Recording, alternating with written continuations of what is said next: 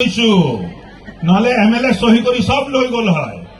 মই কলো হব নোৱাৰে দে, মোৰ বাইদেউ, মোৰ ভণ্টি, মোৰ আইসকলে পাব লাগিব, তেতিয়াহে মই সহি কৰিম। সি কলে মই নকৰো। মই তই যদি নকৰো ময়ো নকৰো।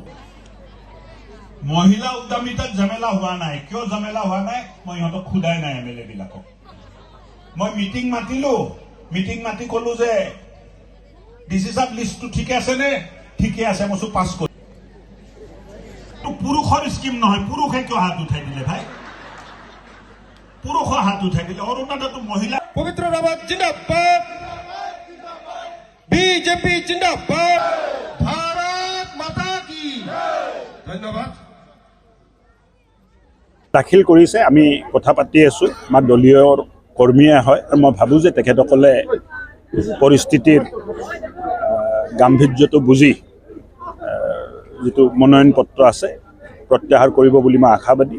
আজি ৰাতিপুৱা দুজনৰ ঘৰত গৈছিলোঁ, তেখেতসকল নাছিলে, টেলিফোন যোগে কথা হ'ল আৰু মই যোগাযোগত আছোঁ। মই ভাবোঁ যে সকলোৱে ভাৰতীয় জনতা পাৰ্টীৰ প্ৰাৰ্থী জিকাটো বিচাৰিছে আৰু সকলোৱে ভাৰতীয় জনতা পাৰ্টীৰ সপক্ষে ভোটদান কৰাবৰ কাৰণে ৰাইজৰ ওচৰত যায়। ৰাইজে মন বান্ধি লৈছে তাক ভোট দিব। তেওঁলোকে দুজনে খেলাটো মই ইমান বিশেষ গম পোৱা নাই, মেছেজো মোৰ তাত নাই। তেওঁলোকে খেলিছে, খেলক মই ক'ব লগা নাই, কিন্তু ৰাইজে মন বান্ধি লৈছে অলৰেডি। ৰাইজে মন বান্ধি লৈছে। ৰাইজে বিচাৰিছে অকল বিজেপি।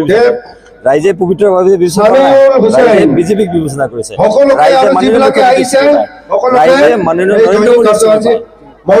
ৰাইজে পবিত্ৰভাৱে চিনি নাপায়, ৰাইজে পদুম ফুলক চিনি পায়।